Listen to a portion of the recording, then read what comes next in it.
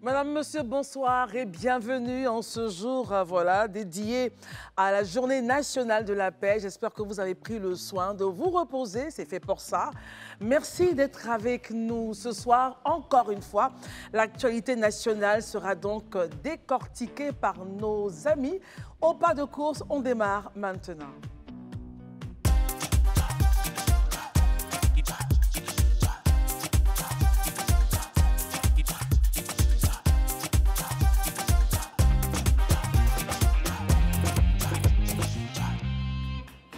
Et il était bon de rappeler que Live TV maintenant sur le canal 6 du bouquet Canal+.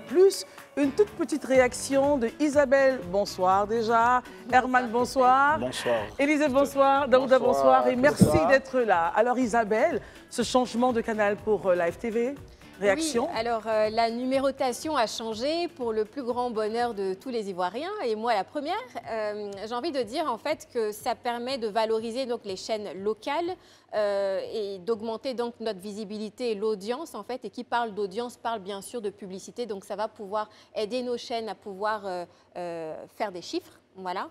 Mais au-delà de ça, il faut savoir en fait que la Côte d'Ivoire est vraiment le premier pays, en tout cas dans l'Afrique, dans la sous-région, à avoir donc cette numérotation de chaînes locales qui vient donc sur les différents bouquets de chaînes, voilà, tout simplement. Mais après, il faudrait peut-être qu'on aille un peu plus loin en pensant donc à la gratuité donc de ces chaînes locales, même quand on n'a pas donc le paiement. Le paiement, tout à fait, on l'avait déjà. Voilà, mais là, après, ça revient sur un débat de droit. On l'avait déjà proposé ici, on espère que la chose sera donc portée au plus haut sommet pour que la chose soit faite. Voilà la télé sans filtre, désormais sur le canal 6 du bouquet Canal+.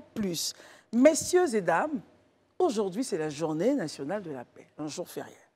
Alors, cette journée a été instituée par le président par feu, le président Henri Konan Bédié, par un décret du 7 mars 1996. C'était au lendemain des premiers soubresauts de l'ère après Houphouët-Boigny, consacré au boycott actif, de tristes mémoires qui a même occasionné, n'est-ce pas, des pertes en vies humaines. Comment est-ce que vous appréciez, n'est-ce pas, ce jour aujourd'hui? Est-il encore d'actualité? Devrait-on toujours en faire un jour férié, Daouda? Je pense que oui, c'est quelque chose qui est toujours d'actualité. Quand on sait, après, vous parliez de l'ère consécutive au boycott actif qui a fait occasionner 30 morts après la mort de Houphouët-Boigny en 1993. Mais si vous remarquez très bien, toutes les crises que nous avons vécues en Côte d'Ivoire ici sont consécutives du départ de feu Félix Houphouët-Boigny. C'est là que la guerre de succession entre le président actuel Alassane Ouattara et le président Bédié d'alors a commencé. Donc pour vous, mettre une journée comme ça? Oui, c'est important. Après cela, on a eu le coup d'État de 99. Après cela, en 2000, il y a eu beaucoup de choses. La rébellion armée, tout et tout. Pour moi, ça doit continuer. Et actuellement même, on a encore un Guillaume Soro qui est en train de toquer à la porte, qui est au Niger, qui aujourd'hui reste le dernier maillon de la chaîne qui n'est pas sur place. Pour moi, au nom de cette paix-là, en fait, il faut que cette journée soit instituée et que chacun y mette du cœur. Et à l'occasion de cette journée nationale, en fait, j'aimerais dire aux uns et aux autres de prendre une pause, de se poser la question et de réfléchir. Qu'est-ce que je peux réellement faire pour contribuer à la paix? Un geste sympa, un mot gentil, ou bien un geste plus important, ou bien dire simplement « Je t'aime Vovo, je t'aime Herman, je t'aime Christelle ». Qui devient poétique. C'est ça aussi qui est important. C'est très important. Élisée, je t'adore. On est vraiment... Donc je vous dis aux uns aux autres, apprenons à être avenants. Apprenons à avoir de la compassion. C'est important. Et cette journée-là, c'est vraiment important. Et je vais profiter de cette journée aussi pour aller faire un tour sur le pont Ado qui est fermé pour l'occasion. On reviendra là-dessus. Voilà. En même temps, on n'est pas à la Saint-Valentin aussi. C'est pas grave, c'est pas grave. Je t'aime partout. Alors Isabelle, pour vous, ce genre de journée, Daouda a fait un tableau très bien. Il a parlé des différentes crises, justement, après le départ de feu le président Félix Houphouët-Boigny.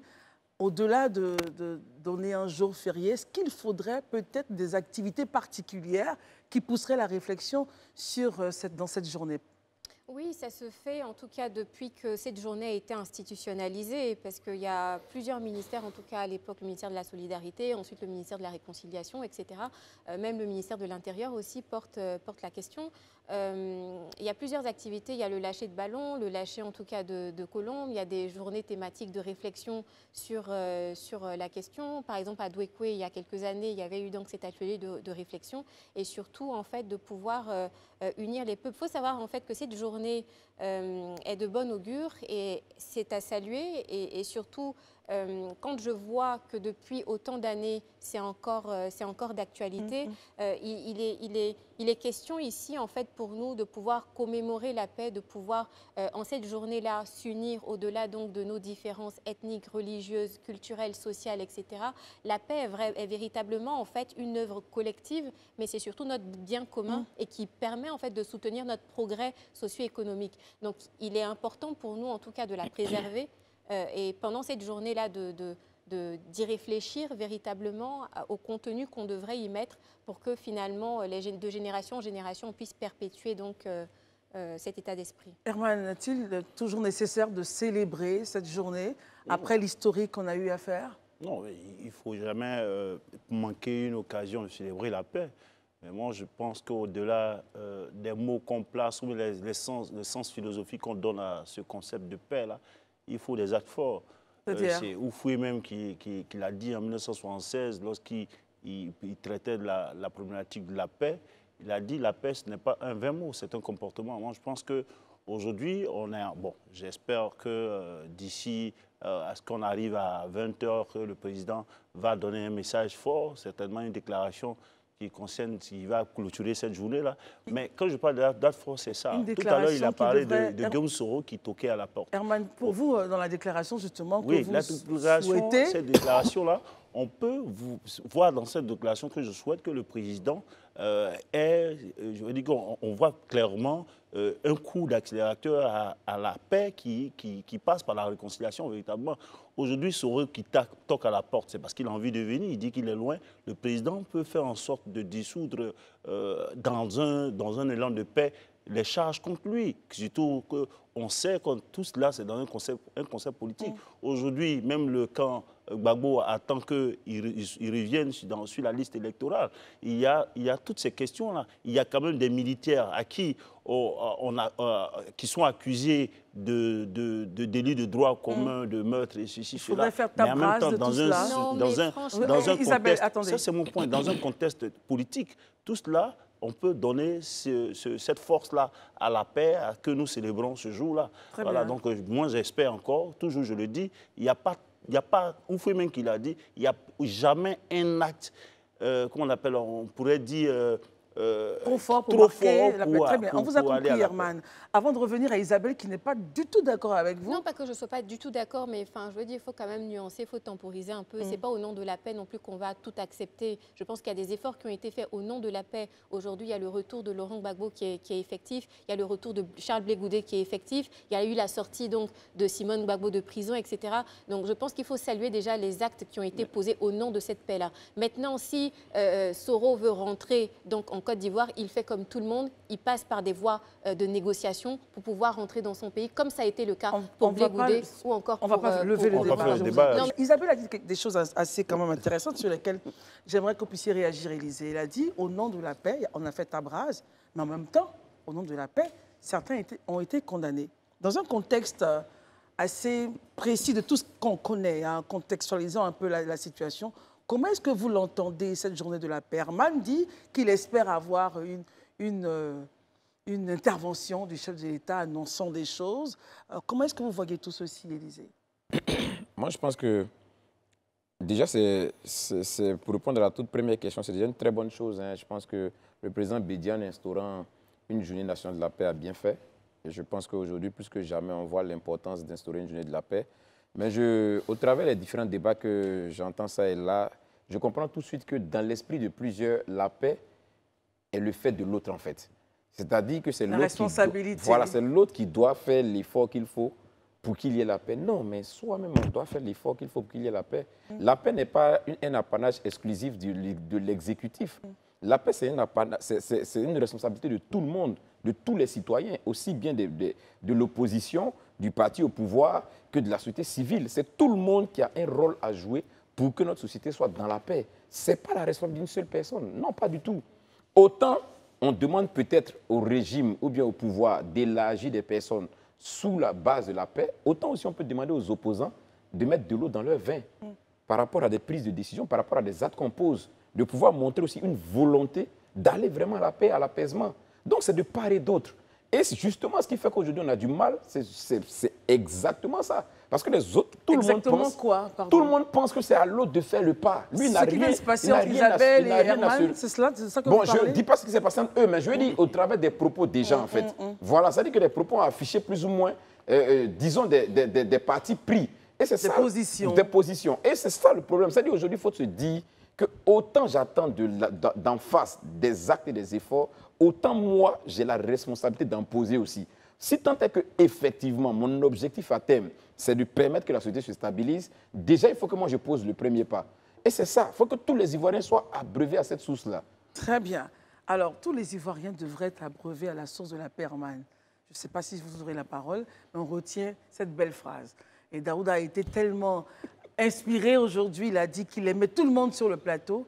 Il faudrait donc que les effluves de l'amour, voilà, se répandent au travers de la télé sans filtre à tous les téléspectateurs et à toute la Côte d'Ivoire. Isabelle Vauvert, je vous aime quand vous souriez. Très bien. Second point, mesdames et messieurs. Alors, regardons du côté du PDCI, très chère Isabelle. Quelle est la situation des candidatures à ce jour? Alors, on va le dire, on a une autre candidature qui s'est signalée. Jean-Marc Yassé, maire de Cocody et cadre du parti, du PDCI, s'est officiellement lancé dans la course à la présidence du Parti démocratique de Côte d'Ivoire. Réaction, Isabelle?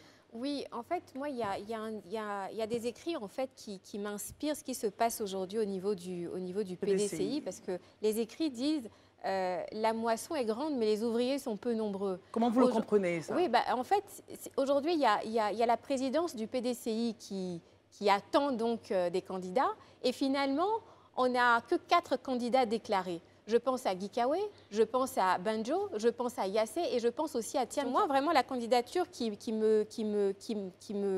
m'interpelle le plus, c'est celle de Yassé. Pourquoi? Yassé, maire donc de la commune de Cocody, la commune la plus prisée où vit donc toute la société aisée ivoirienne, avec environ 700 000 habitants. Lui-même, il a été élu avec 21 000 voix. Mais finalement, qu'est-ce que ça représente à échelon donc, de la Côte d'Ivoire au niveau national pour prétendre donc comment dirais-je, à la présidence du PDCI? J'ai envie de dire qu'il y a 2 choses dans cette candidature que moi je vois. La première des choses, c'est que comme il est proche de Thiam, donc il rentrerait donc dans une forme de stratégie politique, c'est-à-dire que une fois que tous les candidats seront déclarés, il va retirer sa candidature au profit donc de celui qui soutient depuis le début et dont il est proche. Et dans ce cas-là, il constitue en fait une force pour celui pour qui il se retire en fait. Voilà, il lui donne un poids. Ça, c'est le premier point que j'ai envie de dire sur sa candidature.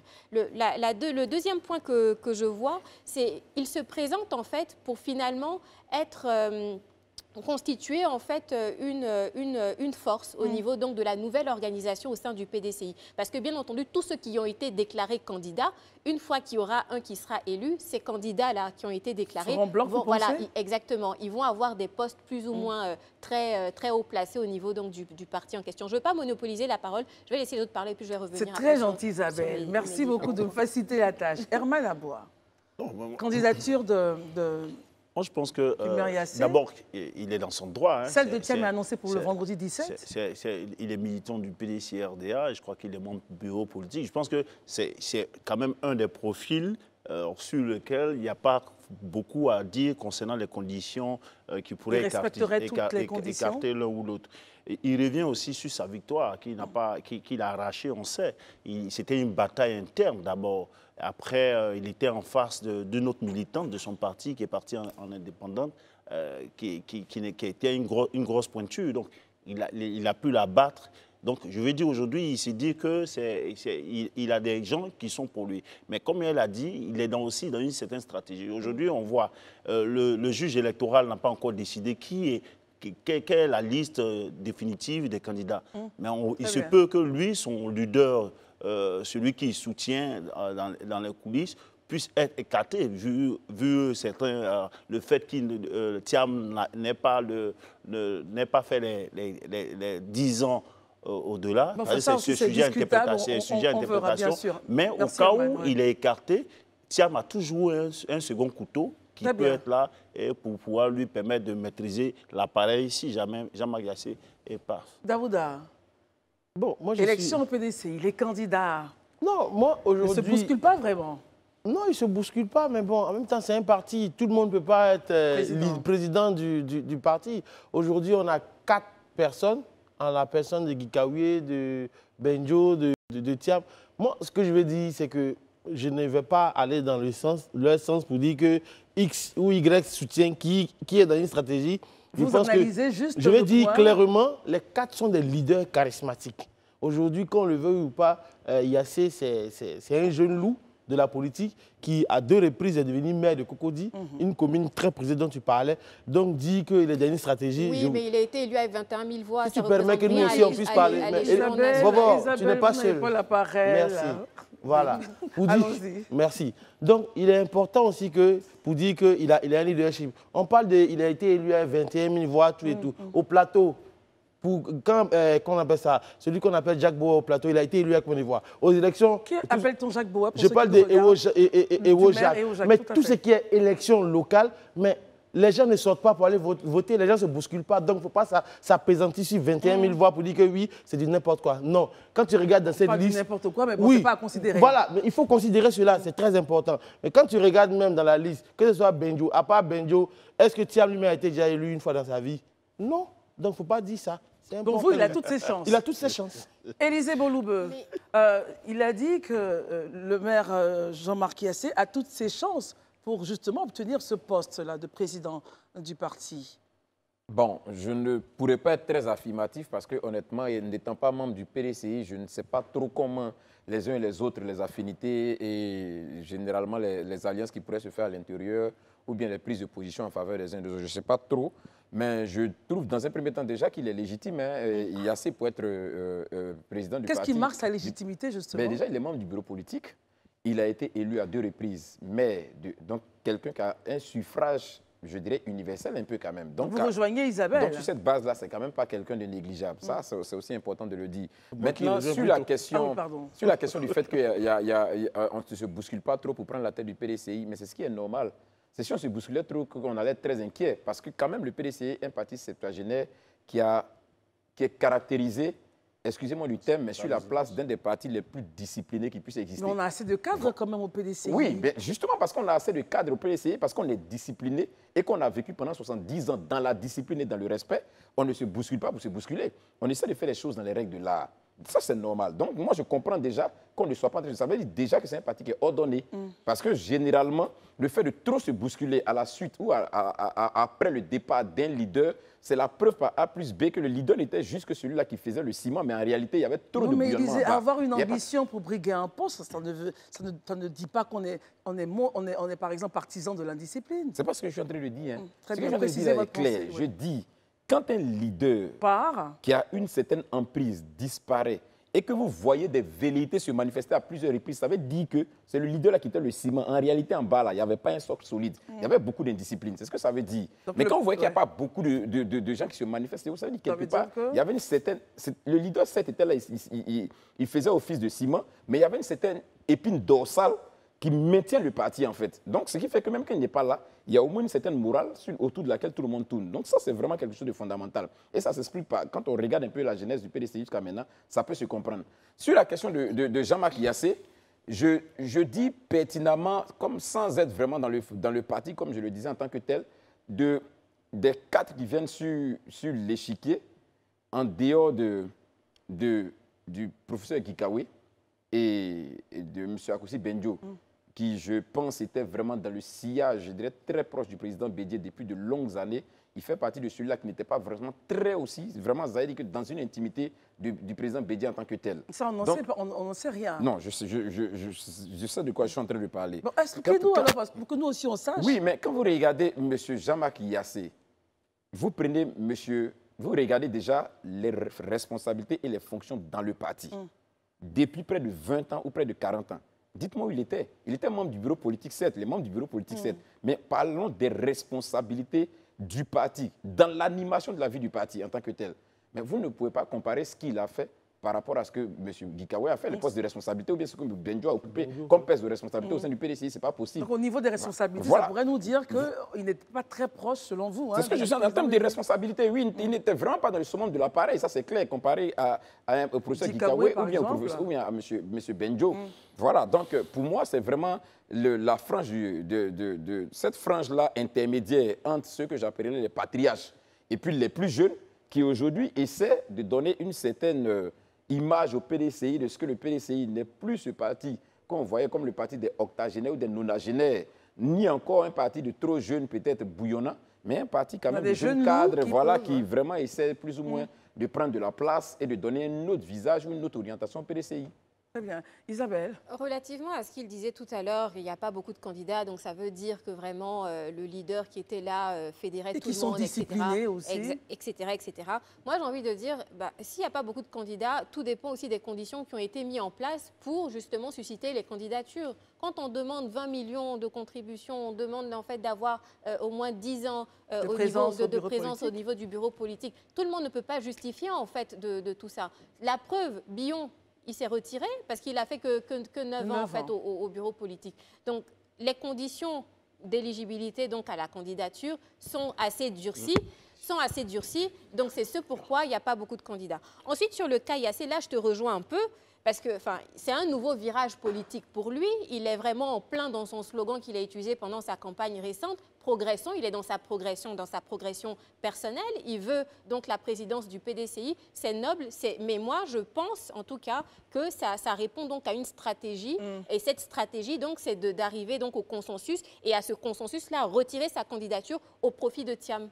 Ça, c'est votre analyse, Isabelle. Ou alors, toujours en restant dans son slogan de progression, c'est vraiment pour pouvoir avoir un poste beaucoup plus haut au niveau Élisabeth réagit rapidement et donne la parole à Daouda et ensuite Oui, juste là, sur les conditions d'éligibilité, on les a tous vues, on ne va pas les reparcourir, mais je veux juste rebondir sur les 2 points qu'elle a pris, les 20 millions de candidats, de caution. Voilà, et puis, ce serait un peu compliqué pour tout le monde. Vraiment, je pense, pour être honnête, oui. Le PDCI que je connais, avec les cadres que je connais, qui ont dirigé l'appareil de l'État pendant plus d'une quarantaine d'années, les 20 millions, ce n'est pas la chose la plus difficile pour une centaine de cadres au PDCI à avoir. Vous en savez davantage sur leurs finances? Je dis les 20 millions, ce n'est pas la chose la plus difficile. Mais ce n'est pas le seul point que j'ai cité. J'ai parlé du nombre de présidents. Il y a beaucoup de... Isabelle, permettez. Voilà, la présidence... Oui, je vais dire que parmi ces conditions, à certains, pour moi, qui ne semblent pas être les choses les plus difficiles, en fait, et parmi lesquelles, franchement, les 20 millions à avoir, pour au moins une bonne partie des cadres au niveau du PDCI, ce n'est pas la chose la plus difficile. Daouda. Moi, je suis surpris que Isabelle nous parle de la caution de 20 millions qui serait un problème. En même temps, c'est pas... On va le limiter à ça, mais je n'ai pas dit que ça. Mais il est important que... Pour parler comme quelqu'un ici sur le plateau, c'est le chameau qui se fout de la bosse de dromadaire. Parce qu'il a fallu que monsieur, le président Alassane Ouattara vienne au pouvoir pour que cette même caution à la CEI qui était de 20 millions se retrouve aujourd'hui à 100 millions. Donc, c'est pour dire que... À 50. Non, avant c'était 100 millions, aujourd'hui on est parti à 50 dernièrement. Sinon au début c'était à 100 millions. C'est pour dire qu'aujourd'hui... Quel est votre point, Daouda? Non, mon point c'est que il ne faut pas s'apaisantir sur les 20 millions des partis politiques si au sommet de l'État, on est autour de 50 millions. Isabelle, vous aurez la parole. Isabelle, vous aurez la parole. Permettez. Non, je ne défends pas. Je dis simplement que si dans un parti politique, on est à 20 millions, je trouve ça raisonnable, puisqu'au niveau de l'État même, on est déjà à 50 millions. Très bien, merci beaucoup. Or, tous les Ivoiriens doivent pouvoir se présenter. Toi et moi, si on a envie d'être président, qu'on respecte les conditions, je n'ai pas besoin d'argent pour aller me présenter. Merci, Daouda. On a compris. Alors, Isabelle, rapidement, votre point. Moyens en fait de pouvoir donc il faut sauter ça au niveau de l'État d'abord. Daouda, vous n'avez plus la parole. Parce que si tu n'as pas les moyens de tes ambitions, moi je pense qu'il faut les restreindre. C'est la même chose dans un parti politique. Mais c'est la même chose, on dit la même chose en fait. Donc tout le monde ne peut pas prétendre à la présidence du PDCI, c'est ce pourquoi il y a moins de candidats. Isabelle, la parole est partagée. Et s'il vous plaît, lorsque quelqu'un prend la parole, permettez à l'autre de terminer avant de pouvoir parler. Je vous en prie. Merci Daouda, beaucoup, Christelle. Isabelle. Et je tiens quand même à rappeler qu'on est la journée Mais de est-ce que vous avez la parole? Mais c'est toi qui Donc, engage tout le monde. Daouda, merci. Je peux peut-être... Peut-être qu'il faut les faire sortir du Alors, plateau. à cette heure. j'espère qu'avec vous, on sort. Parce que je rappelle que Non, nous sommes quand même, messieurs, dames, à la Journée nationale de la paix. C'est ça. Donnez l'exemple sur ce plateau. Herman. Moi d'abord, avant de finir avec Jean-Marc Yassé, je veux rassurer Isabelle. Les conditions, là, ils n'ont pas fait ça à la tête des clients. Ce sont les tests, l'article 41 de leur statut, de leur test. Donc, on n'a pas dit qu'on a créé les conditions d'éligibilité. Ils ont mis même dedans, pour mettre le montant, que le candidat en question doit pouvoir faire contribuer à un certain montant pour l'organisation du congrès et l'élection. Donc, moi, je veux qu'aujourd'hui, pour une fois, que le PDCI nous montre la démarche à suivre, le respect des tests. Et ils sont collés là-dessus. Peut-être que ça leur fait aussi mal de ne pas pouvoir aller au consensus tout de suite, parce que leurs tests les emmènent. Aujourd'hui, là, le PDCI a résisté lorsque le président Bédié est parti, parce qu'ils ont respecté leurs tests. Imaginez-vous un seul instant que les tests n'avaient pas prévu que le doyen d'âge parmi les vice-présidents soit le président. Peut-être qu'on serait aujourd'hui là. Merci Herman. Donc, il faut respecter les tests. Maintenant, pour finir, Jean-Marc Yassé, il y a une chose qui quand même m'a retenu. Et ça, je l'ai dit. Depuis là, les gens sont en train de se battre sur les conditions. Mais Jacques Mayassé, il dit quand il va venir, c'est de faire en sorte que son parti soit fort. Et ça m'a retenu. Le parti soit fort pour qu'on puisse aller aux échéances de 2025. Et ça, s'il le décline dans son projet, et c'est ce à quoi j'appelle les autres candidats, les Guikaoui et autres, là, pour ne pas rester sur « oui, moi, j'ai été au PDCI, j'ai fait tel nombre d'années à tel poste de trucs ». C'est pas ça. Qu'est-ce que tu proposes au PDCI pour que le PDCI soit fort? Je voudrais rappeler qu'Isabelle ne s'est pas arc-boutée sur le point des 20 millions. Isabelle, vous avez la parole. Allons-y dans une tierce de seconde. Allons-y. Je n'ai pas dit qu'il ne faut pas respecter les textes. Les textes, ça se respecte.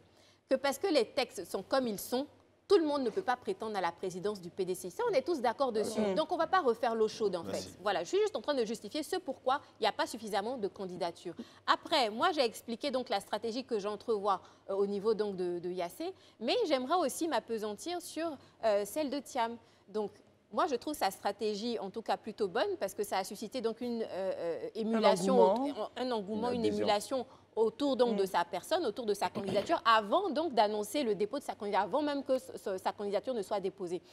C'est-à-dire que généralement, une actualité ou un buzz, voilà, si ça a trop duré, généralement, c'est au bout d'une semaine, maximum 2 semaines. Mais là, depuis 3 semaines, exactement, il tient vraiment le public en haleine. Et on a envie de se dire, ah, mais peut-être que c'est le bon candidat pour le PDCI. Va-t-on savoir? On verra donc le 16 décembre. On verra le 16 décembre. Mais en même temps, on est à un mois pile poil du 16 décembre. Et moi, j'ai bien envie de savoir qui sera le prochain président du PDCI. Et avec nous également, Isabelle, nous allons suivre cette affaire de très près. Le vendredi 17 novembre, le candidat Thiam se signale. Il déposera donc son dossier de candidature au Parti démocratique de Côte d'Ivoire, le PDCI. Et évidemment, on va suivre très avec un œil scrupuleux les élections qui se passeront donc le 16 décembre 2023. Une autre actualité nationale, madame, monsieur. Il s'agit de la sécurisation des actes administratifs. Le ministre Vagondo Diomandé annonce l'introduction d'un nouveau passeport biométrique. Alors, avec Daouda, on va essayer de faire un peu la genèse. Pourquoi le ministre annonce-t-il un nouveau passeport biométrique, Daouda? Déjà, il est important de souligner que dans le média d'un de nos confrères, il y a eu une grosse levée de boucliers qui était même arrivée au sommet de l'État où on parlait de la fraude sur la nationalité, les passeports ivoiriens qui se retrouvaient je dirais, je vais exagérer, en Biélorussie, en Azerbaïdjan. Il y a même, non, mais de façon factuelle, il y a même des terroristes qui avaient les passeports ivoiriens. Ça, c'était très important. Et les gens quittaient d'autres provinces chez les passeports ivoiriens. Et finalement, le ministre Vagondo, lors de son oral à l'Assemblée nationale où chaque ministre devait venir défendre son budget, les députés lui ont posé des questions. Et lors de cet oral-là, il a répondu sur la question de la nationalité où il a estimé clairement que la question de la fraude sur la nationalité, en fait, c'est une question de responsabilité collective de nous tous. Parce que la question commençait même au plus bas de l'échelle. Et c'est dans ce contexte-là qu'il a dit que pour pallier à cette problématique-là, on allait intégrer le nouveau passeport dont tu parles justement. Alors, Élisée, lorsqu'on lit un peu quelques propos du ministre, il a dit « nous sommes tous fautifs ». Parce que chaque fois que nous constatons une tentative de fraude sur l'identité, Il s'avère que la personne étrangère possède une carte d'identité ivoirienne au nom de quelqu'un d'autre qui se fait passer pour son parent. Mais finalement, nous avons créé quelque chose qui nous revient comme un boomerang. Moi, honnêtement, hein, je salue l'intervention du ministre et son humilité. Parce que ce soit dans les médias ou bien parfois dans les échanges qu'on a de façon formelle ou informelle, la question de la fraude sur la nationalité, j'y reviens très souvent. Et malheureusement, certains tentaient à faire croire qu'on était juste dans du dénigrement. Mais là, par les propos du ministre, il reconnaît que c'est une réalité. La fraude sur la nationalité en Côte d'Ivoire est une réalité. La fraude sur les papiers administratifs, c'est une réalité. C'est une gangrène même en Côte d'Ivoire. Aujourd'hui, il y a quelques mois de cela, le gouvernement a fait une déclaration pour contester même le nombre de migrants à qui on attribuait la nationalité ivoirienne, parce qu'ils estimaient que ce n'était pas possible. Mais ils ne l'ont pas dit juste parce qu'ils ont envie de le dire, c'est parce qu'ils ont envoyé une mission sur le terrain. Moi, je me suis rendu, je suis allé au contact de la direction de la diaspora, ils ont envoyé une mission sur le terrain, et la mission sur le terrain avec la police scientifique et autres ont démantelé effectivement que la majorité des personnes qui étaient n'étaient pas de nationalité ivoirienne, mais avaient en leur possession des documents ivoiriens, des documents qui pouvaient être authentifiés. Donc les populations participent également à tout ceci. Bien sûr, donc la fraude nationale est une responsabilité. Aujourd'hui, c'est vrai que même si les pouvoirs publics ont une responsabilité dans cette situation, mais nous, en tant que citoyens, on a aussi la responsabilité. Parce que ce que décrit le ministre, c'est une réalité qui se vit au quotidien dans nos ménages, dans nos quartiers, chez nos voisins, chez nos amis. C'est des choses qu'on vit au quotidien. Parce qu'on veut rendre service à quelqu'un, on lui donne notre papier pour qu'il prenne ce papier pour aller faire un autre papier. Voilà ce que ça donne comme résultat. Donc ce que le ministre dit là, c'est une interpellation à l'endroit de tous les citoyens que nous sommes.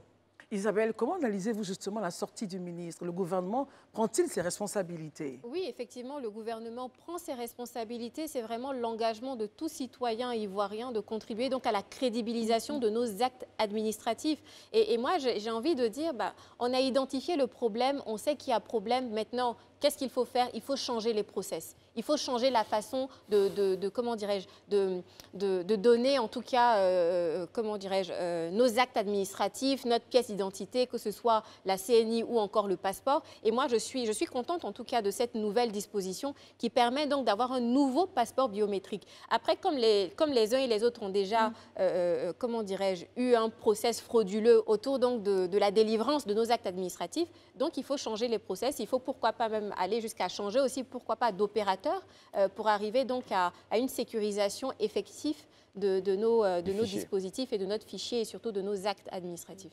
Herman, comment est-ce que vous analysez justement cet aspect des points du ministre, comme Élisée l'a dit, avec humilité? Il dit, nous sommes tous fautifs. Il y a un aspect qui est intéressant. Il souligne lui-même, dans un aveu de culpabilité partagée. Voilà, il reconnaît qu'on a tous été fautifs.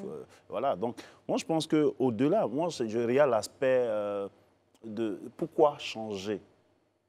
Parce qu'il veut changer le passeport. Oui, mais quels sont les éléments caractéristiques pour ce nouveau passeport-là qui vont donner une certaine fiabilité à ce document? Parce que qu'est-ce qu'on demandait pour faire le passeport en Côte d'Ivoire? Pour faire un passeport en Côte d'Ivoire, il faut avoir une CNI. La CNI, il faut avoir 2 pièces d'identité, payer le titre, le timbre pour faire le passeport. C'est juste ça. Aujourd'hui, ce n'est pas le fait du passeport seulement qui inquiète. Sur le passeport, physiquement, il est authentique, mais c'est les documents qu'on délivre et sur lesquels les gens s'appuient pour délivrer le passeport, notamment la carte d'identité et autres, là, qui, dans leur établissement, ne respectent pas forcément tout cela. Mais moi, je pense qu'il faut donc que les autorités analysent bien les contours de cela. Oui, mais Herman, quand il dit qu'on va mettre un passeport plus sécurisé, ça veut dire forcément... je vais peut-être les process vont changer. Les processus vont changer, les pièces vont peut-être changer. On n'en sait rien pour l'instant. Mais un passeport biométrique, qu'est-ce qui fait qu'il est biométrique? C'est parce qu'il est fiable, c'est parce qu'il y a les empreintes, il y a si tu veux, la biographie, dans justement la puce qui la rend biométrique, là, il y a toutes les informations, les données sont là. Donc qu'est-ce qu'il fait? Moi, je pense plutôt qu'il faut regarder les documents qu'on demande pour pouvoir aller, notamment la CNI, les extraits de naissance. C'est par là qu'il faut commencer, c'est tous ces éléments-là qui ont un problème. Daouda, Herman dit que la proposition du ministre ne tiendrait... Enfin, bon, je ne dirais pas qu'elle ne tiendrait pas. Je n'ai pas dit ça, Herman estime, je reprends, Herman estime qu'il faut aller plus loin. Au lieu de dire un passeport biométrique, celui qu'on a est déjà assez sécurisé, mais il faut plutôt toucher les documents afférents justement à la confection du passeport? Moi, en fait, je ne dirais pas qu'il faut toucher aux documents Pour les reviser. afférents au passeport. Je ne vais pas aussi aller dans le sens d'Isabelle Vauvois qui dit qu'il faut changer d'opérateur. Le problème de l'identité en Côte d'Ivoire, ce n'est pas une question de carte d'identité. Le problème commence par l'établissement même de l'extrait d'acte de naissance. C'est ce qu'il a dit. C'est ça qui est le véritable problème. Parce qu'en fait, pour donner en fait... on dit exactement la même chose. Je vous en prie, mais si vous dites la même chose, parce qu'en réalité, ce qui se passe dans nos hameaux, surtout dans les zones cacaoyères et autres, souvent il arrive que nos mamans, nos papas ont envie d'aider X ou Y parents qui viennent de l'étranger, qui a fait son enfant. Je donne mon extrait de naissance à cette dame, va faire ton extrait de naissance. Donc finalement, quand elle va à l'état civil pour aller établir l'extrait de naissance avec le nom de l'enfant, elle garde l'extrait. Prochainement, elle fait notre enfant, on donne le même nom de la maman. Est-ce qu'on est sur le point de l'extrait? Ce ne sont pas les populations justement qu'il faut toucher. Justement, donc c'est pour dire qu'en réalité, le problème commence au niveau de l'extrait. Donc c'est une question de sursaut national en fait.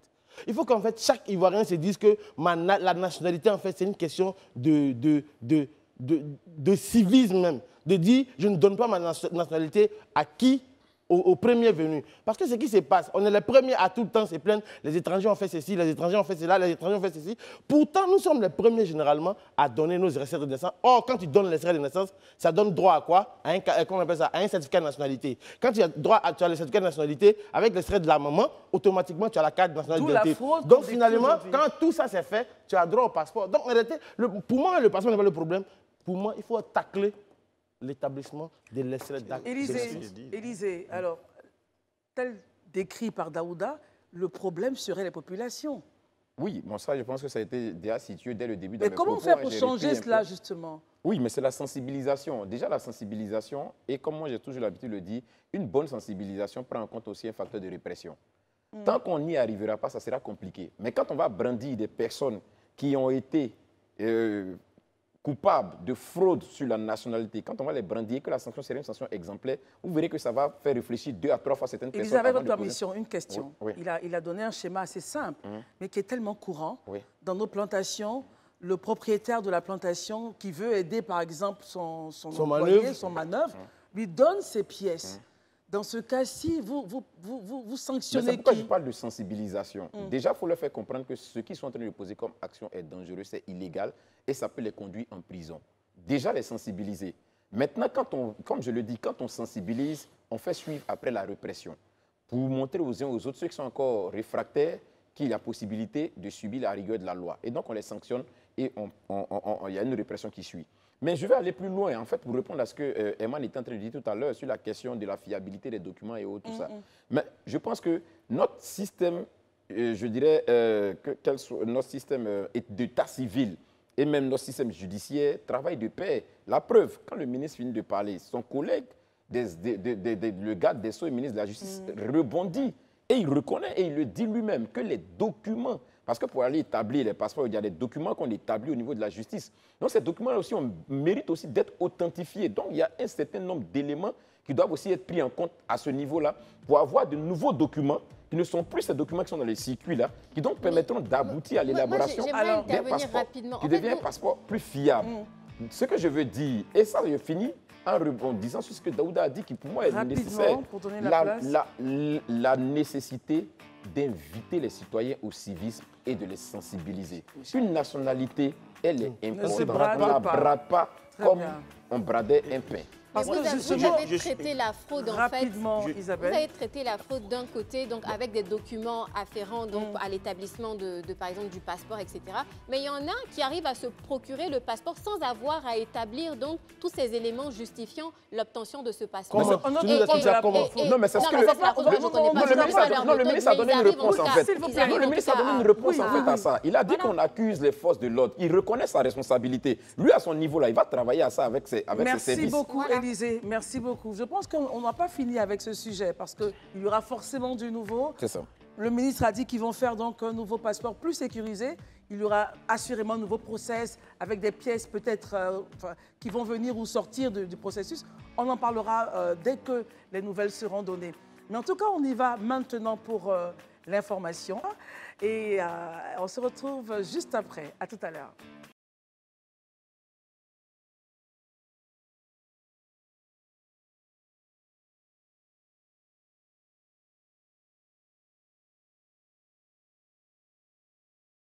La session d'information terminée. Nous revenons sur ce plateau. Encore une fois, merci d'être avec nous. Daouda, Élisée, Herman, Isabelle sont toujours en notre compagnie. Messieurs et dames, faisons un tour au Mali. Kidal, l'imprenable, est tombé aux mains des FAMA. Je suppose que tout le monde ici est réjoui, n'est-ce pas Herman? Kidal a été prise, les FAMA avancent. Très bonne nouvelle pour le Mali, n'est-ce pas?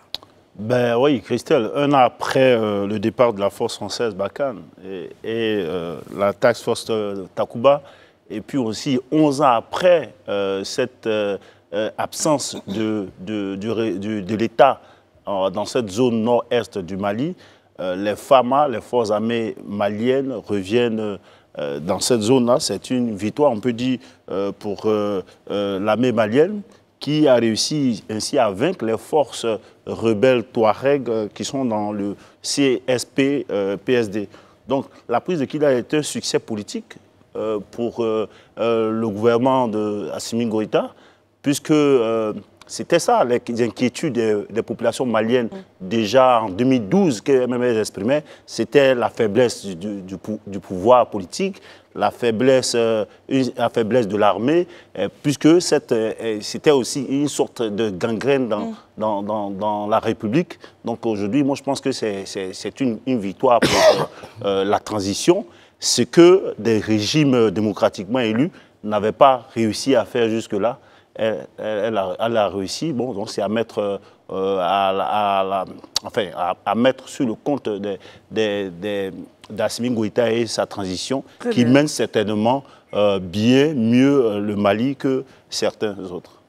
Isabelle, sur la chute d'Herman, qui dit que finalement, avec cette prise de Kidal, parce qu'on a là le communiqué justement du chef d'état-major qui appelle les populations au calme et à la sérénité, il dit qu'avec la prise de Kidal, Assimi Goïta montre qu'il gère mieux le Mali que d'autres.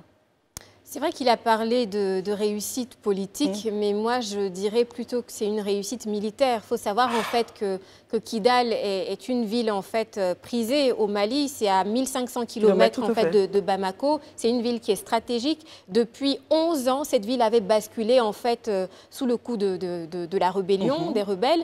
Et depuis 2014, aucun militaire malien n'avait pu mettre les pieds là-bas. Donc c'est vraiment un coup de réussite militaire. Après, il faut savoir que la transition actuelle au niveau du Mali, comme son nom l'indique, c'est une transition. Donc elle est là en fait pour gérer donc, et juguler toutes les problématiques militaires, sociétales, etc. pour aller donc à une élection présidentielle et avoir un nouveau président. Donc c'est une victoire qu'on salue tous parce qu'on veut la paix à la fois pour notre pays, pour les pays de la sous-région, et on espère en tout cas que de beaux jours se feront au niveau du Mali. Mais en revanche, ce que Herman a dit tout à l'heure, et moi je vais juste émettre un petit bémol dessus, je ne veux pas en fait lier par exemple cette victoire, exactement la prise de Kidal, à un possible départ ou un retrait en fait par exemple de la MINUSMA ou autre en fait. Voilà. Moi je me dis, ils ont fait ce qu'ils avaient à faire. Il y a pas de, pour moi, je n'ai pas envie de faire tirer de conclusions hâtives. Voilà, j'ai pas envie de faire le lien entre ces deux cas de figure. Voilà. Daouda, est-ce que vous avez envie justement de faire le lien entre ces deux points? Est-ce qu'il faut que les FAMA, justement, puissent être assez triomphants parce que Kidal, quand même, longtemps leur tenait tête. Aujourd'hui, Kidal est tombé entre leurs mains. Herman disait qu'il y a donc, là, il peut lire un succès politique. Isabelle dit non, attention, c'est un succès militaire, mais en même temps, il ne faut pas avoir le triomphalisme assez trop porté. Vous, quel est votre point sur cette bouffée d'air pour les populations de Kidal, de voir l'État revenir par les FAMA? Je remercie déjà Isabelle Vauvor d'avoir parlé, d'avoir fait la précision, parce que c'est important, c'est une victoire militaire, pas politique. Parce que ce que mon très cher frère Herman oublie, en fait, cette zone de Kidal est tenue en fait par des chefs militaires Touareg. Il y a beaucoup de tribus là-bas. Donc, au-delà de l'aspect militaire, après l'avoir gagné ce terrain, il faut maintenant mettre en place l'aspect politique, qui est de faire en sorte de discuter avec chaque chef, de sorte à ce que les gens puissent revenir. Et c'est là qu'il est important de préciser. Deuxième chose que je tenais à préciser, c'est que c'est ce qu'on attendait véritablement des FAMA. Ils ont fait au moins leur travail. Depuis tout le temps qu'ils parlaient assis dans leur salon feutré, est-ce qu'ils étaient assis dans leur salon feutré? Je l'ai dit, dans leur salon feutré, très climatisé du Koulouba. Voilà, l'armée monte en puissance, On est resté pratiquement on en avait 3 ans, il n'y avait rien. Si pour une fois il y a quelque chose, on leur dit bravo. Mais bon, ils ont fait leur travail, c'est déjà très important.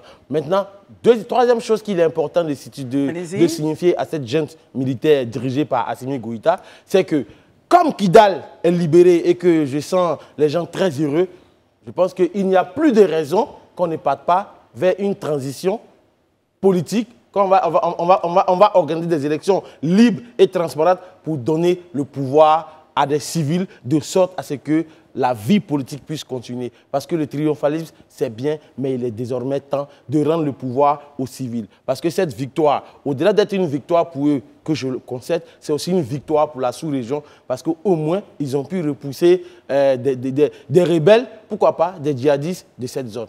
Élisée, votre point de vue, est-ce que la prise justement de Kidal par les FAMA, on devrait se dire, bon, c'est OK, maintenant, chercher à partir, organiser donc les élections où il y a d'autres chantiers pas encore touchés par la junte?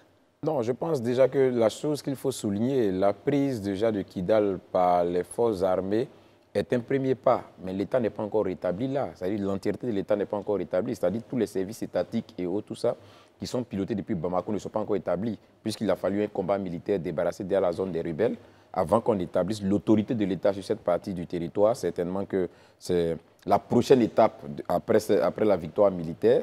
Donc c'est déjà quelque chose à saluer. Et comme Daouda le disait, ce que je partage entièrement, et ça a été toujours ma position sur ce plateau, j'ai dit que si tant est que c'était de prendre le pouvoir juste et s'asseoir à Bamako et faire de grandes déclarations, je pense pour moi que cette junte-là devait être purement et simplement boutée hors. Mais si elle a pris le pouvoir, parce que le prétexte avancé, c'est que le président en son temps, Boubacar Keïta, qui était là, ne faisait pas suffisamment assez pour la restauration de l'autorité de l'État. C'est l'une des raisons, pour ne pas dire la raison majeure, qui a conduit à ce coup d'État-là. Donc si aujourd'hui, ils mènent ces combats et qu'ils sont en train de rétablir l'autorité de l'État, je pense que c'est ce qui leur était demandé depuis près de 2 ans et demi, voire 3. Donc c'est déjà une très bonne chose.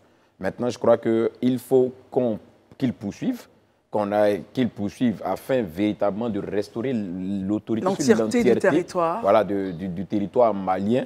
Et puis après ça, vraiment entrevoir aussi rapidement que possible de revenir à une situation de normalité, avoir un agenda pour des élections en bonne et due forme, avec un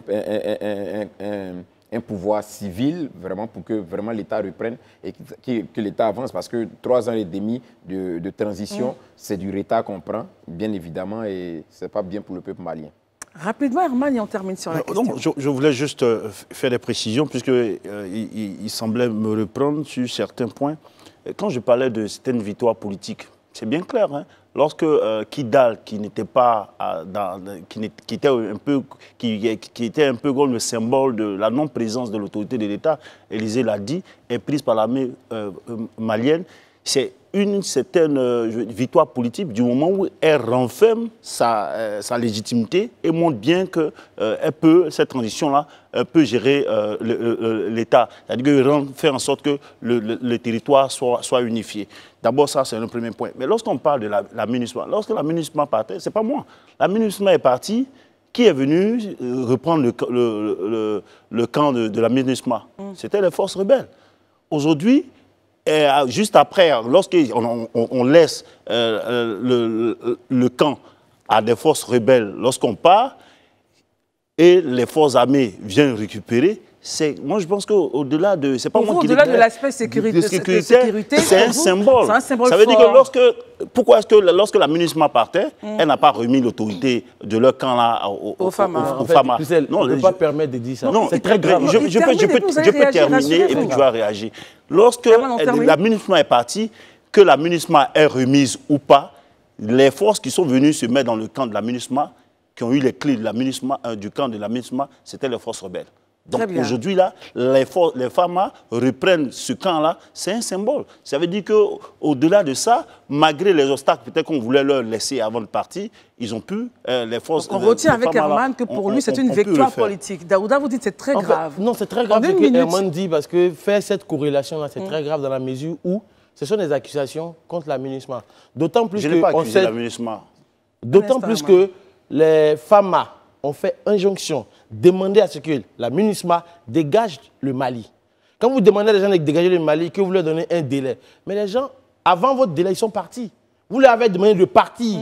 Ils sont partis. Si les rebelles viennent s'y installer, ce n'est pas de leur faute parce que vous leur avez dit de partir. Mais de la manière Herman est en train d'exposer les faits, c'est comme si, quand la MINUSMA partait, elle a donné les clés, Je suis tellement d'avis avec les clés aux rebelles. Non, Herman, il ne faut pas nous faire cette injure-là. Je n'ai pas dit ça. Non, c'est ce que tu dis. Parce que c'est très insidieux et c'est fait preuve même, en fait, de... Très bien, Daouda vous a compris. Alors, Herman, et Isabelle est d'accord avec Daouda. Daouda, je comprends que Daouda... Il a semblé, je préfère aller sur ce point, il a semblé que vous auriez insinué qu'en partant, la MINUSMA aurait remis le camp aux rebelles. Est-ce que vous maintenez cette insinuation? Daouda aime être factuel. Lorsque la MINUSMA est partie, oui, le camp a été récupéré par les forces rebelles. Mais pas remis. Ce sont les faits. Pas remis. Je ne suis même pas en train de faire des remises ou quoi. Après, chacun va interpréter ça. Non, mais quel mot vous utilisez, Herman? On retient quoi? Ce qu'on doit retenir, c'est que lorsque la MINUSMA a quitté son camp, les forces rebelles sont venues prendre ce camp. Très bien. Aujourd'hui, lorsque le Mali, les FAMA ont chassé la MINUSMA, qu'ils sont partis avant la date. Donc ça, les faits. Daouda, vous l'avez déjà dit. Herman et Daouda, merci. Maintenant, on va terminer avec Élisée. Rapidement, vous terminez. Rapidement, Herman, allez-y. Non, ce que je veux faire comprendre à Daouda, c'est vrai que ça lui... je ne sais pas pourquoi est-ce qu'il lui met assez d'émotion ici. Non, mais parce que ce que tu dis n'est pas vrai. Aujourd'hui, on doit plutôt applaudir que les forces armées maliennes aient pu aujourd'hui garantir à la République malienne tout son territoire. C'est un symbole de la souveraineté qui a été gagné ici. On a bien compris votre point. Élisée, pour terminer. D'accord, moi je pense qu'il est important quand même de clarifier des choses. Le rôle de la MINUSMA au Mali n'était pas de combattre les rebelles ni de combattre les FAMA. Ce n'est pas le rôle. On a été en Côte d'Ivoire, on a vu la crise. Quand les Nations Unies s'installent dans un pays en crise, ce n'est pas pour combattre les partis belligérants. C'est une forme d'interposition. Voilà, c'est juste pour s'interposer. Donc le rôle que la MINUSMA avait à Bamako, justement, c'était d'éviter que les partis en conflit rentrent en conflit, effectivement, militairement parlant. Donc c'est ce que la MINUSMA a fait jusque-là. Parce que certains, dans l'opinion, disent que les FAMA sont rentrés à Kidal parce que la MINUSMA ne foutait rien. Aujourd'hui, les FAMA sont venus. Non, ce n'était pas le rôle de la MINUSMA. Ça aussi, c'est important d'expliquer ça de façon claire aux uns aux autres. Merci, en fait. Merci beaucoup, Élisée. On ne fera plus de débat sur cette question. Tout ce qu'on retient, c'est que Kidal est libéré et les populations maliennes qui habitent à Kidal sont heureuses de revoir les FAMA dans leur ville. Alors, quelque chose qui va apaiser un peu ce plateau, n'est-ce pas? Je voudrais donc appeler ici coach Pascaline Kamokwe. Elle est coach PNL, exécutive coach HEC de Paris. Et avec elle, on va faire une de mes thématiques préférées. On parlera de justement rendre possible ce qui vous semble impossible. Coach, bonsoir. Et bienvenue sur ce plateau. Vous allez bien? Je vais très bien, merci beaucoup. Vous venez, ce n'est pas donc votre premier plateau avec nous. Non. Vous venez pas les mains, avec un livre, vous ne venez pas les mains vides, parvenir justement à rendre possible ce qui vous semble impossible avec cette magnifique photo de vous, pleine de sérénité et tout ça. Alors, parlez-nous un peu justement de cette thématique-là. Quand on ouvre votre livre, on part au sommaire rapidement. On a les 7 clés pour rendre possible ce qui vous est impossible, les croyances, l'estime de soi, la prise de parole en public, la résilience. Pourquoi un tel livre, coach? Alors, déjà, merci pour l'invitation et pour cette question qui est très pertinente, qui fait effectivement partie de la 3e partie du livre, parce que le livre est en 3 temps. La première partie, c'est du storytelling. La deuxième partie, c'est d'autres leaders qui parlent de moi. Et la 3e partie concerne effectivement les 7 clés pour rendre possible ce qui vous semble impossible. On va par exemple parler des croyances limitantes, parce que tout part de là. Si on se sent capable de pouvoir par exemple parler en public, comme une de vos thématiques que vous aimez bien, en fait, on va pouvoir trouver des ressources en nous pour le faire. Donc, dans cette partie du livre, je donne vraiment les 7 clés. Comment travailler l'estime de soi, comment travailler la prise de parole en public, sa vision, sa planification, et aussi comment développer un réseau de contacts impactant. Parce que souvent, on se dit, je ne connais personne, donc je ne vais pas me lancer dans mon activité, je ne vais pas pouvoir m'en sortir dans ma vie professionnelle ou même si je me lance à mon propre compte, quoi. Très bien. Voilà. Herman, permettez, Daouda. En fait, moi, puisque c'est la 3e fois qu'on se rencontre, Oui. j'ai vu que dans votre livre, la famille vous tient beaucoup à cœur. Et pratiquement, il y a un chapitre entier sur votre maman, votre père, votre grand-mère, vous-même, votre parcours. Pourquoi est-ce que la famille, c'est le socle pour pouvoir y arriver? Alors, je le vois de 2 manières. La première, c'est notre famille peut être aussi bien notre occasion de réussite que notre occasion de chute. Donc, c'est pour ça qu'il faut bien situer les choses dans leur contexte. Si on vient d'une famille, par exemple, où tout le monde a peur d'entreprendre, ben, cette famille va ancrer en nous la croyance comme quoi on ne peut pas entreprendre. Si de l'autre côté, ce qui est le cas pour moi, mes parents ont été des entrepreneurs pendant toute leur vie, ça a en fait mis des graines en moi qui font qu'aujourd'hui, c'est naturel pour moi d'entreprendre. Vous voyez ce que je veux dire? Donc, selon le contexte dans lequel on se trouve, notre environnement, qui est notre famille, peut constituer un frein ou un accélérateur selon notre ambition professionnelle. Isabelle? La clé numéro 4 Oui. Pour réussir, en fait, selon vous, c'est la résilience. La résilience. Qu'est-ce qui renferme ce terme-là, la résilience? Est-ce que c'est souffrir? C'est ce qu'on appelle la résilience? Souffrir en silence. Voilà. Non, pas du tout. C'est une très belle question d'ailleurs. Et dans le livre, justement, je parle d'une expérience faite par les Japonais qui parle du vase qui se casse. En général, quand le vase se casse, on a tendance à se dire on ne peut plus le recoller, il ne sert plus à rien, on va le mettre à la poubelle. Moi, je sais que quand il se casse, je ne me pose pas la question. Mais les Japonais disent que au lieu de le mettre à la poubelle, je vais le recoller et mettre du fil d'or. Donc ça devient un nouveau vase marqué par toutes ces fissures, mais avec du fil d'or. C'est quelque chose de nouveau, de plus beau. Donc, si on doit le ramener à notre histoire, à qui on est, la résilience serait justement cette personne qui est brisée et qui décide de recoller les morceaux pour raconter une nouvelle histoire beaucoup plus belle. La résilience, c'est notre capacité à rebondir à chaque fois qu'on est face au challenge de la vie et à éviter d'être longtemps dans le pourquoi moi, victimisation, et basculer dans la responsabilisation qui va être souvent la question comment rebondir. Herman. Lorsqu'on parcourt votre livre, Pascaline, on constate qu'il y a un concept qui vient, Watch Me Talk. Oui. Watch Me Talk Paris, Watch Me Talk Brazzaville, Abidjan et autres. C'est bien, vous n'avez pas oublié notre bel Abidjan. 3 fois déjà, quand même. Ouais, quand même. Pourquoi qu'est-ce que vous mettez dans ce concept-là, finalement, Watch Me Talk? C'est une excellente question parce qu'on voit aujourd'hui le Watch Me Talk, mais c'est tout un concept. Le Watch Me Talk part du Watch Me d'abord. Parce que j'avais été challengée par des jeunes à l'époque qui auraient pu être mes enfants dans un groupe. Ils m'ont dit, mais écoute, tu ne peux pas y arriver.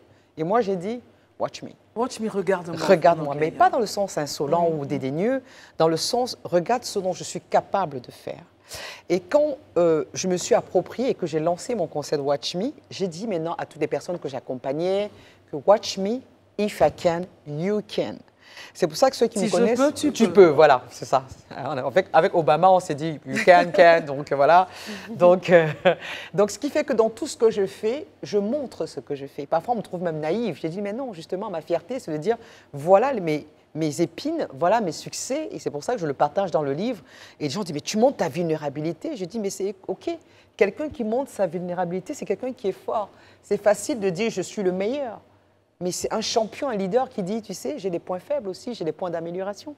Très bien. Élisée? OK, moi, on va revenir un peu en arrière. Oui. Vous aviez dit quelque chose tout à l'heure qui m'a un peu scotché. Le fait qu'il faut la responsabilisation. Très souvent, je vais prendre le continent africain, les Africains de façon générale, subsahariens, ont toujours tendance à penser que leurs maux et toutes leurs souffrances sont des autres. Oui. Ils ne sont jamais responsables de quoi que ce soit. Les autres sont responsables de tout. Oui. Est-ce que vous pensez que ça, ce n'est pas la base du fait qu'on a du mal à émerger? Le fait de toujours penser que notre souffrance, d'être toujours dans la victimisation, que c'est l'Occident qui est la base de tous nos problèmes et que nous sommes responsables de rien. Est-ce que ce n'est pas ça qui fait aujourd'hui que nous sommes derrière, je dirais, les derniers de la classe, en fait? Bon, je ne dirais pas que nous sommes les derniers de la classe. Ce que j'aurais tendance à dire, c'est que vous n'avez qu'à observer autour de vous, c'est qu'on a développé l'assistanat. C'est-à-dire? On ne nous apprend pas à être autonome. On nous tient toujours la main. Explication. Alors, ce que je pourrais dire, pour clarifier, c'est que même dans notre manière d'éduquer nos enfants, on a tendance à croire qu'il y a beaucoup de choses qu'ils ne peuvent pas faire tout seuls. Exemple. Par exemple, ma fille, elle essaye par exemple de manger avec une fourchette. Je me dis, mais non, elle va se le mettre dans la gorge, tout simplement. C'est un peu... Voilà. C'est un exemple tout simple. Parce que ce qui va se passer, c'est qu'on se dit toujours que le grand changement va se faire dans les grandes choses. Mais en réalité, c'est dans les petites choses qu'on fait tous les jours. Si on nous apprend à nous poser, à nous demander ce que je fais là, quelle est ma part de responsabilité? Vous allez voir, par exemple, dans une relation de couple, si vous prenez chacun séparément, l'autre est le démon. Mais si les deux se mettent et se disent, mais au fait, quelle est ma part de responsabilité? Les couples qui passent par les problèmes, par exemple. Exactement. C'est se demander, en fait, quelle est ma part de responsabilité? Et à partir du moment où on arrive à se demander, quelle que soit la situation, les avocats disent toujours, il faut toujours écouter les deux versions. Sinon, ton client aura toujours raison. Et donc, si on apprend nous-mêmes, ou on éduque les autres à se demander, quel que soit ce qui se passe, quelque part, j'ai ma part de responsabilité. Si quelqu'un me manque de respect, c'est parce que je l'ai autorisé à me manquer de respect. Donc, c'est ma responsabilité sur mon manque de respect. Ça peut faire l'objet d'un autre débat, les différentes boucles de la responsabilité, de la victimisation. Oui. Permettez, messieurs, qu'Isabelle réagisse et on viendra à Daouda. Alors, rendre possible ce qui vous semble impossible. À premier lieu, moi, j'ai envie de penser en fait que l'une des clés pour y parvenir, c'est justement la discipline. Mais quand je regarde en fait vos 7 clés mentionnées dans le livre, la discipline n'y est pas. Finalement, quelle est sa place? Alors, la discipline, on ne peut pas mettre tout un chapitre sur la discipline. Parce que pour pouvoir avoir un plan, une vision, il faut une certaine discipline pour accomplir ce plan. Donc la base. Dans la discipline, en fait, et déjà il faut définir c'est quoi la discipline. La discipline, c'est le fait d'accomplir quelque chose qui, dans l'immédiat, nous semble inconfortable, mais qui nous est bénéfique plus tard. Par exemple, quelqu'un qui se dit « je veux perdre du poids, je vais faire du sport ». Ah tiens. Sur le coup, il n'a pas envie de faire du sport. Mais il se dit « même comme je n'aime pas faire du sport, je vais faire quelque chose qui, immédiatement, là, ne me fait pas plaisir. » Mais quand il reprend et qu'il prend sa douche, j'ai rarement vu quelqu'un faire du sport et rentrer et être malheureux. Donc la discipline, en fait, ce sera la base de tout. Oui. Très bien. Oui. Alors, Daouda. Moi, je regarde dans le livre, je vois ce qui doit se faire, se fera. Oui. Donc, elle s'est dit que pour y parvenir, il faut être un peu fataliste. Parce que quand je lis cette phrase, je me dis, c'est un peu être fataliste. Je m'assois que ce qui doit arriver va arriver. C'est un peu un raccourci quand même. Oui, ben, j'ai un raccourci. C'est trivial, mais Daouda a raison. On dit souvent Dieu va faire, ou bien ce qui est sûr, ça va aller. Ouais, ce qui va se faire, va se faire. Ce qui doit t'arriver, t'arrivera. Oui, mais là, c'est sorti de son contexte. D'accord. J'aimais bien ces chansons. Que sera, whatever will be. OK? Une belle voix. Donc, ça veut dire que, quel que soit le contrôle que vous voulez prendre, quelles que soient les précautions que vous allez prendre pour sécuriser un lieu, sécuriser votre job, si vous devez le perdre, vous le perdrez dans tous les cas. Ça ne veut pas dire qu'il faut juste être dans une situation où on se dit, mais de toute façon, ça va arriver. Mais non. Si tu restes dans ton canapé couché et tu te dis que tu vas avoir le job de tes rêves, ça n'arrivera jamais. C'est juste en fait un état d'esprit qui... Bon, je ne peux pas parler de ce chapitre parce que justement, j'ai eu des challenges où on m'a empêché de rencontrer une personnalité publique importante. Effectivement, à ce moment-là, je n'ai pas pu rencontrer la première dame du Ghana parce qu'on m'a empêché de la rencontrer. Mais vous l'avez rencontrée juste après? Je l'ai quand même, c'est pour ça qu'il faut situer le contexte. Parce que moi, quand j'arrive sur un avion en train de partir, parce qu'on m'a empêché de la rencontrer. Et c'est elle qui me contacte après. Donc, vous voyez que ça s'est fait parce que même comme on a essayé d'empêcher que ça se réalise, ça s'est quand même réalisé. Alors justement, sur cette pensée-là, Herman, excusez-moi, oui? Est-ce qu'il faut toujours imaginer que les bonnes choses seulement arriveront? Parce que si on reste sur ce point, on peut se dire, écoutez, si je sors, enfin, on ne va pas dire de mauvaises choses ici, non, mais certains pourraient être très fatalistes et dire, mes pensées sont un peu noires, je sens que quelque chose de bizarre va arriver. Alors, à quel moment on fait la différence? Là, c'est un bon événement. Oui. Mais comment on fait justement pour éviter que pour les événements négatifs qu'on pourrait imaginer, parce que le cerveau va, tout va, comment est-ce qu'on fait justement pour ne pas être très, très fatal et penser qu'aux bonnes choses qui pourraient arriver? Mais ce serait un peu naïf de croire qu'on n'aura que des bonnes choses qui vont arriver. Il faut que la nuit soit là pour qu'on apprécie le jour. Donc, accepter déjà qu'on va avoir des moments où ça ne va pas aller. Et c'est OK, en fait.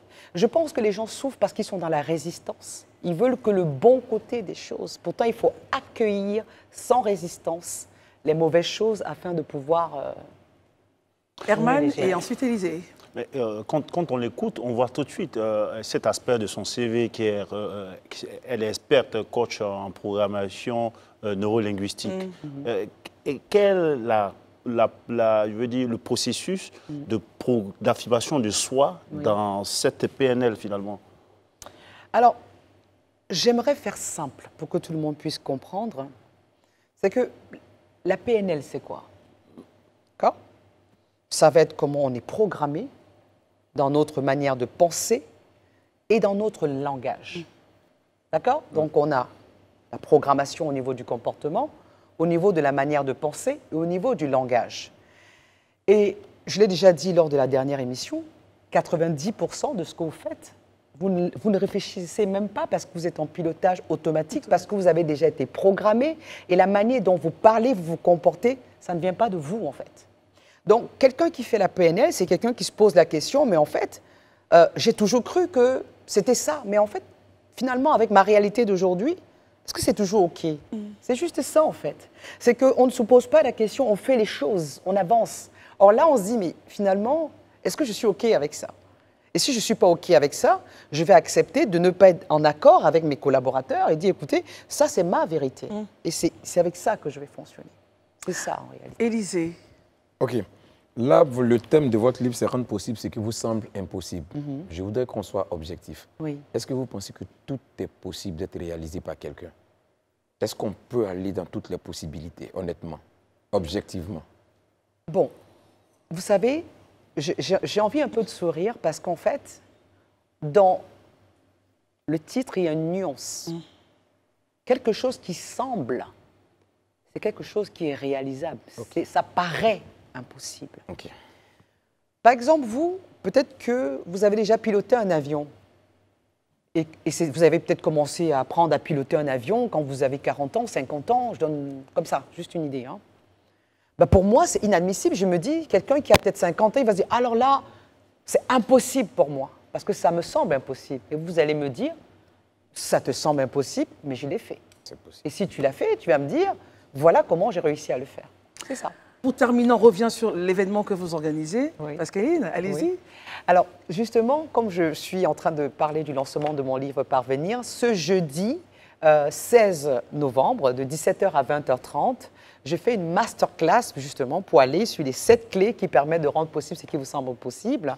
Ça aura lieu au Palm Club Hotel Palm Beach. Palm Club Hotel. à Miami. Donc, de quelle heure à quelle heure? C'est de 17h à 20h30. Il y a un numéro de téléphone, je ne sais pas si je dois le communiquer.